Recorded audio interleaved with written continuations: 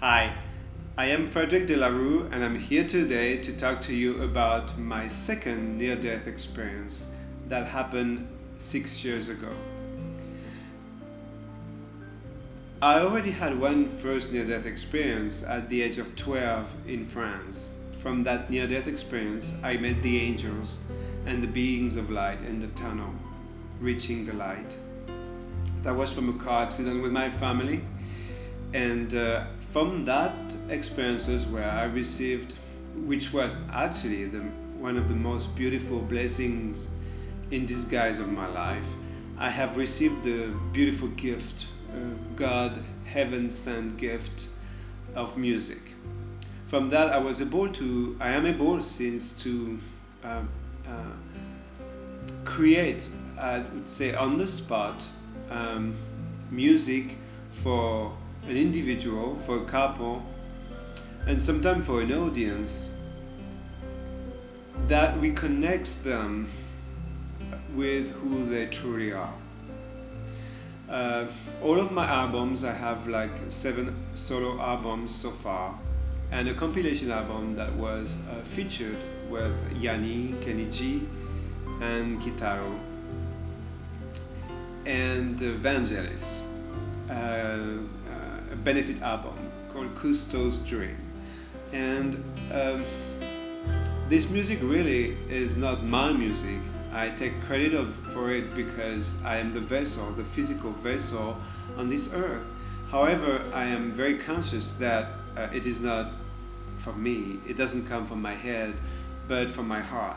This music really comes through me, and this music, I really believe, comes from above and is really a gift from heaven. It's really a gift I received from the near-death experience. This second near-death experience that happened 6 years ago was in the United States of America, where I reside currently, and it was in the state of California. I was coming back from a show, and I crashed. My car rolled over 7 times. Was by myself, thanks God, and I was severely injured. My hands, my face were completely cut off and filled with glass, and my lungs were severely punctured. The doctors were very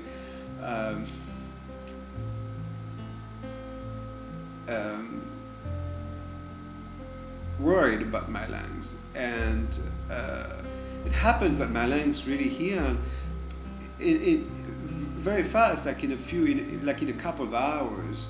And the doctors thought it was a miracle. They said, "What happened?" And at the very same time, my nephew, who was like 12 at the time, had a vision he said, a vision sent from the angels, and he saw a man, but he couldn't see his head. He saw a man laying in the hospital, and two huge golden angels were healing that man. And so when he heard about my car accident, and I was severely injured, and when my lungs were punctured, he really put it all together and said, "Oh my, that's why the angels sent to me, but they didn't show your face, so I'm not worried," because he didn't want to be worried. So when this car accident happened, it was a very significant moment of my life where a lot of healing happened from my music. People were asking a lot of questions, and some people were also kind of nasty about it. Those who don't believe easily that miracles can happen, and especially from music played by a guy, were very attacking. So I had this probably a half of a doubt as well, which is normal in every human being. Even Mother Teresa had some doubts at some times in her life. That's normal. We're human beings, and I really asked God. I said, I really would like to have some answers about that, some validations. And this car accident basically probably was a co-creation of my own, because it allowed me to receive the answers. How? Well, the day after my car accident, in the hospital, I got visited by Jesus, and he told me, "Will you take my hand? I need to show you something. I have something to show you." So I took his hand, and suddenly it's like boom, we were in another different realm. We just took his hand, and boom, it was like boom, another window, and we were in the middle of the desert. There was a hill, plenty of people all over the place, and he said, "Gather in that hill with the other people and watch me doing. And when it's your turn, then come forth." So I'm watching, and I'm on that hill watching him taking place to give healing, and this is the most beautiful moment of my life. I mean, another one, another blessing in disguise. His aura was humongous, and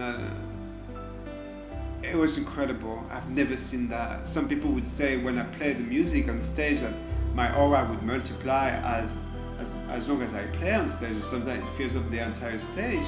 But here we're talking about a stage of a small theater, and here we're talking about a huge desert. And Jesus, his aura is taking place, is taking the entire place, basically.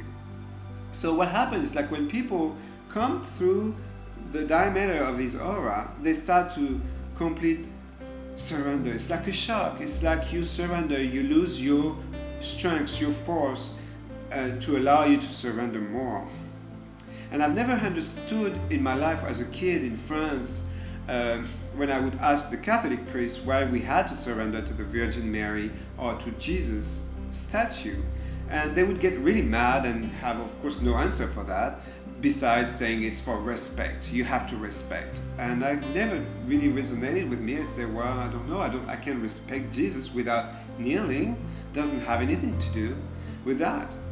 So here I really understood the signification of kneeling, because the more people were walking through the diameter of his incredible, humongous aura, their body would tremble and they would weaken.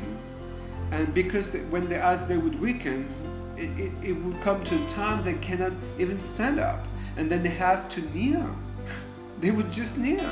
And some of them, many of them actually, would end to reach Jesus by kneeling. So they would do a few yards just by kneeling, and then Jesus would just put the cherry on the cake, what I call, because the healing was almost 90% down at that time. So he was just sealing the healing, the deal. And then when it was my turn to come forth, Jesus told me, now you understand what your music is doing. It's the same thing. Music comes from above, so from him, from the angels, from the heavens, and through me, and they use me basically, and it forms an aura. And when you dare to bathe in that music, in that aura, then you can receive your miracles. It's as simple as that.